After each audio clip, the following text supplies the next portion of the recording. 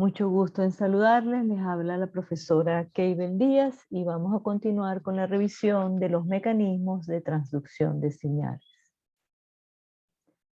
En esta oportunidad estudiaremos receptores con actividad enzimática intrínseca.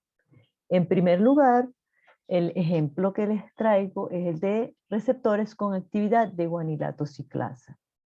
La guanilato ciclasa es una enzima que cataliza la síntesis de GMP cíclico a partir de GTP. Esta es una ruta de señalización muy cortita, muy sencilla, en la cual cuando el ligando se une al receptor, se activa la guanilato ciclasa que a partir de GTP sintetiza GMP cíclico. El GMP cíclico es una molécula pequeña, un segundo mensajero, que es el modulador alostérico positivo de la proteína quinasa G. Entonces, cuando el GMP cíclico se une a la proteína quinasa G, esta sufre un cambio conformacional y se activa y es capaz entonces de fosforilar proteínas en residuos de serina y treonina.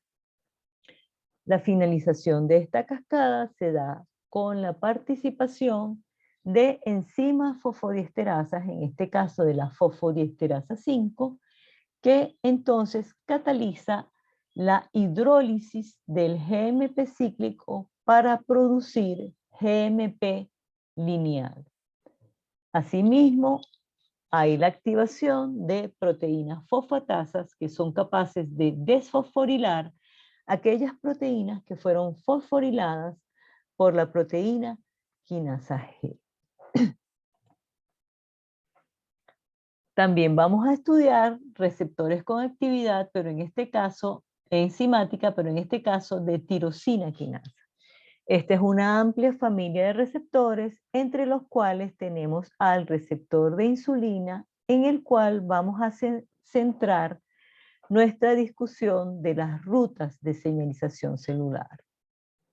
Antes de revisar las rutas de señalización celular iniciadas por el receptor de insulina, es bueno revisar algunos conceptos, digámoslo así. El primero es el de proteínas adaptadoras.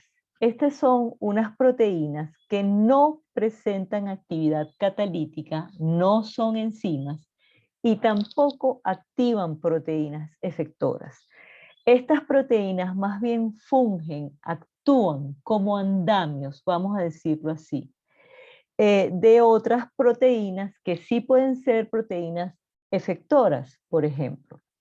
Entonces, estas proteínas se caracterizan porque presentan diferentes combinaciones de dominios que actúan como sitios de anclaje para otras proteínas.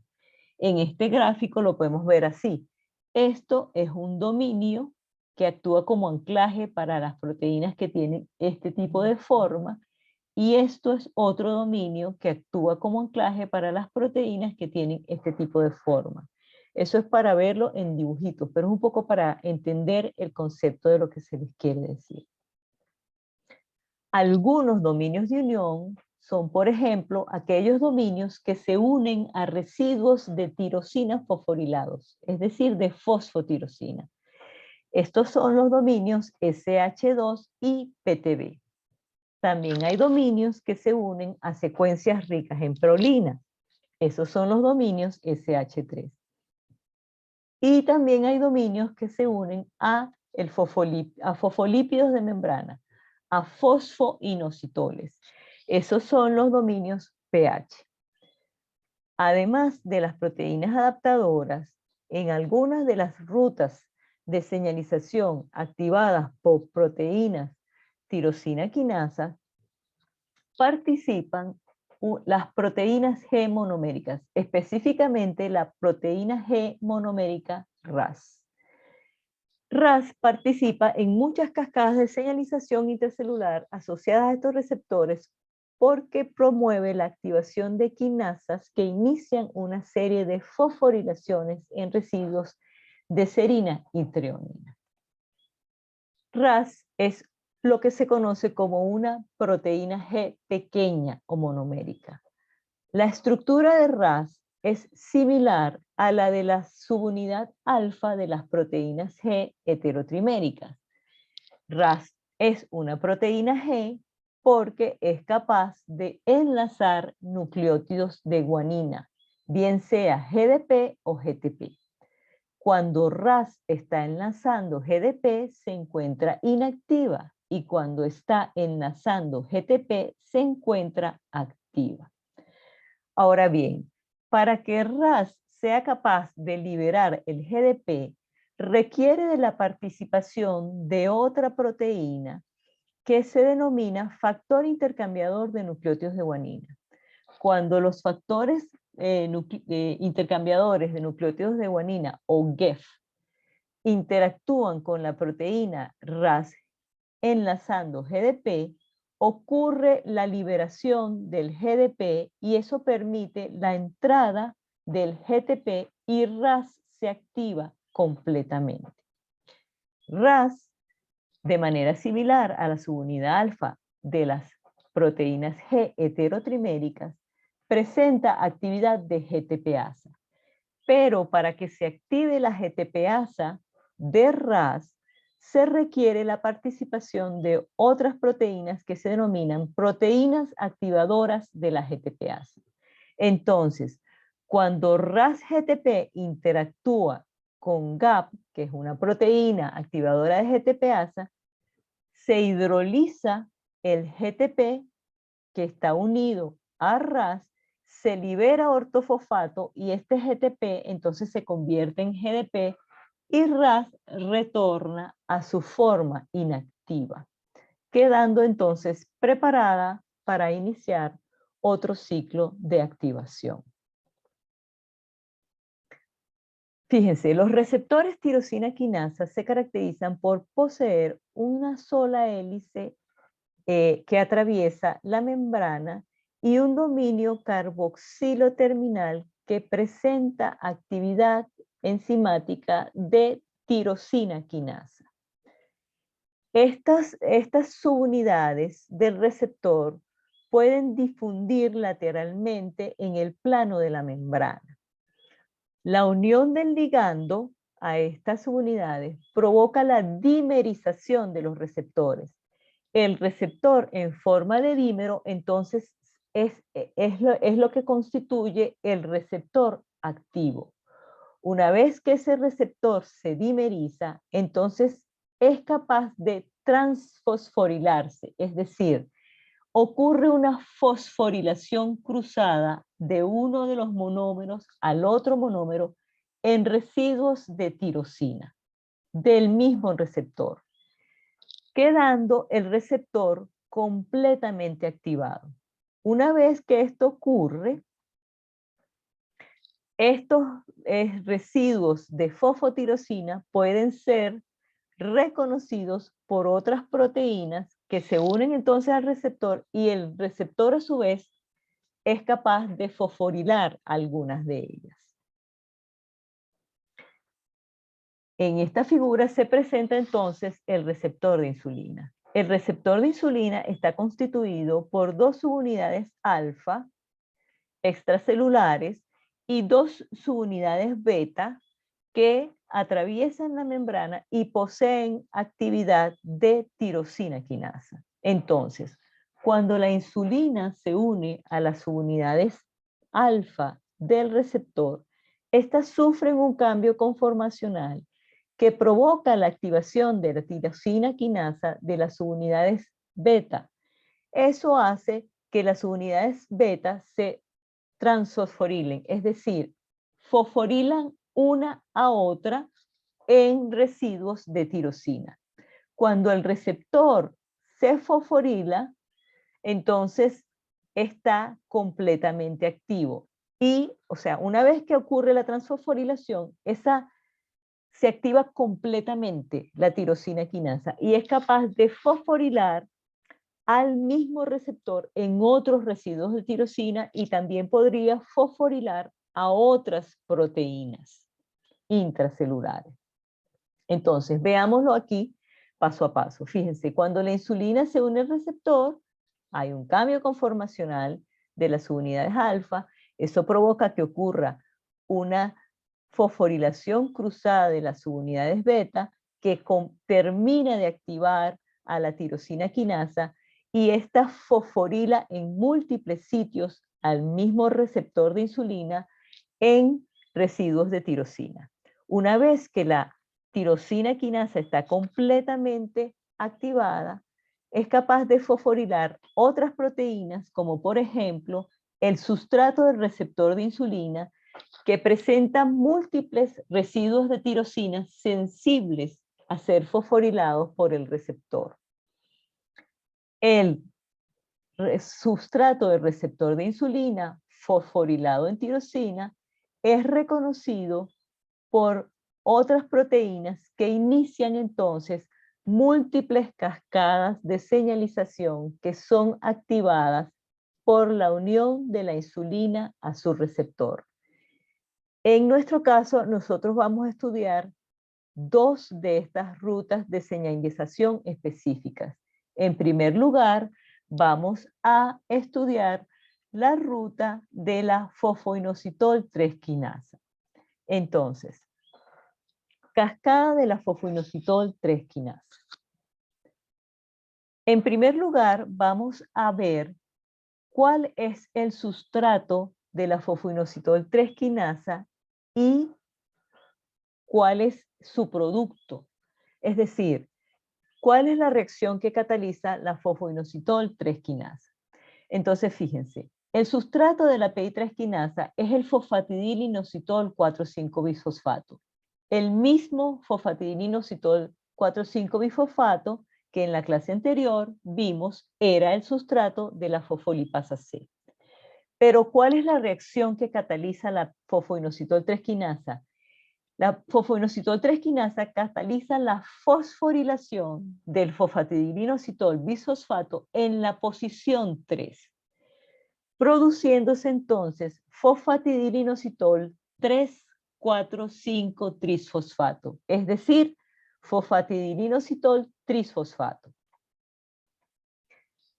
En esta figura lo vemos en dibujito. Entonces, nosotros tenemos aquí en la membrana al fosfatidilinositol bifosfato o PIP2, que por acción de la PI3 quinasa con participación de ATP, se fosforila la posición 3 de este fosfolípido y entonces se produce fosfatidilinositol trisfosfato o PIP3. Este fosfolípido fosforilado en la posición 3 es reconocido por dos enzimas quinasas, la quinasa dependiente de fosfoinositoles y la PKB. Este fosfolípido es reconocido por estas quinasas porque estas quinasas presentan dominios pH. Estos dominios, como vimos en una lámina anterior, son capaces de reconocer fosfoinositoles fosforilados, digámoslo así. Entonces, estas dos enzimas quinasas se anclan al fosfatidilinositol, al trifosfato, y ocurre la fosforilación. La PDK se activa al unirse al PIP3 y es capaz entonces de fosforilar a la PKB. La PKB, una vez fosforilada, entonces se traslada al citosol y allí fosforila proteínas en residuos de serina y treonina para que se produzca la respuesta celular. En esta lámina se les muestra entonces la cascada completa. Cuando el ligando se une al receptor, este sufre un cambio conformacional que provoca la activación de la tirosina quinasa y se produce la fosforilación cruzada del receptor en residuos de tirosina. Estos residuos de tirosina son entonces reconocidos por la enzima por un dominio SH2 de la enzima PI3 quinasa. La enzima PI3 quinasa entonces es capaz de fosforilar al fosfatidilinositol bisfosfato y convertirlo en fosfatidilinositol trisfosfato. El fosfatidilinositol trifosfato, entonces, es el sitio de anclaje de dos enzimas quinasas, la PDK y la PKB, que son capaces de unirse al fosfatidilinositol trisfosfato porque poseen dominios del tipo pH. Cuando estas enzimas se encuentran adyacentes, la PDK es capaz de fosforilar a la PKB y la PKB entonces va a cumplir con su función de tirosina, de serin-treonin quinasa. Una de las respuestas a la PKB, a la activación de la PKB, es la migración de los transportadores de glucosa GLUT4 a la membrana plasmática. Cuando se revisó el tema de membranas, estructura y función, allí se vio el ejemplo de los transportadores GLUT4. Les recuerdo, los transportadores GLUT4 se encuentran presentes en los tejidos muscular y adiposo y se encuentran en vesículas intracelulares almacenadas en el interior celular. Cuando la insulina se une a su receptor, entonces se activa la ruta de la PI3 quinasa que termina en la activación de la PKB, y la activación de la PKB trae como consecuencia la migración de estas vesículas intracelulares a la membrana plasmática con la cual se fusionan, y eso hace que aumente el número de transportadores de glucosa en la membrana plasmática y aumenta, por supuesto, entonces el ingreso de glucosa a las células del tejido adiposo o musculares. Entonces, vamos a ver esto que acabamos de estudiar paso a paso. Entonces, fíjense, cuando la insulina se une a su receptor, este sufre un cambio conformacional que provoca la activación de la tirosina quinasa de las subunidades beta. Esto hace que las subunidades beta se autofosforilen de manera cruzada, ¿ok? Se transfosforilen en residuos de tirosina. Una vez que los residuos de tirosina han sido fosforilados, pueden ser reconocidos entonces por el dominio PTB del sustrato del receptor de insulina. Cuando el sustrato del receptor de insulina se ancla a través de su dominio PTB a una fosfotirosina del receptor, en la actividad de tirosina quinasa es capaz de fosforilar al sustrato del receptor de insulina en múltiples sitios. Uno de estos sitios es reconocido entonces por el dominio SH2 de la PI3 quinasa. La PI3 quinasa entonces se activa y es capaz de fosforilar al fosfolípido de membrana fosfatidilinositol bisfosfato y convertirlo en fosfatidilinositol trisfosfato. Este fosfatidilinositol trifosfato entonces es reconocido por los dominios pH de dos enzimas quinasas, la quinasa dependiente de fosfoinositoles y la PKB. La quinasa dependiente de fosfoinositoles, al unirse al fosfatidilinositol trisfosfato, se activa y es capaz entonces de fosforilar a la PKB. La PKB, una vez que se ha fosforilado, se activa y cumple con su actividad de serin-treonin quinasa. Una de las consecuencias de la activación de la PKB es la activación de la fosfodiesterasa del AMP cíclico, que es fosforilada por la PKB y entonces se activa. ¿Eso qué trae como consecuencia? La hidrólisis del AMP cíclico a AMP lineal. Otra consecuencia de la activación de la PKB es la activación de proteínas fosfatasas que se encuentran inactivas, son activadas por la PKB y ellas se encargan entonces de desfosforilar a proteínas fosforiladas por la proteína quinasa A, por ejemplo. Y la última consecuencia de la activación de la PKB, es la migración de las vesículas intracelulares que contienen a los transportadores de glucosa GLUT4 a la membrana plasmática. Cuando esto ocurre, los transportadores GLUT4 se incorporan a la membrana y la glucosa es capaz de entrar a través de estos transportadores al citosol.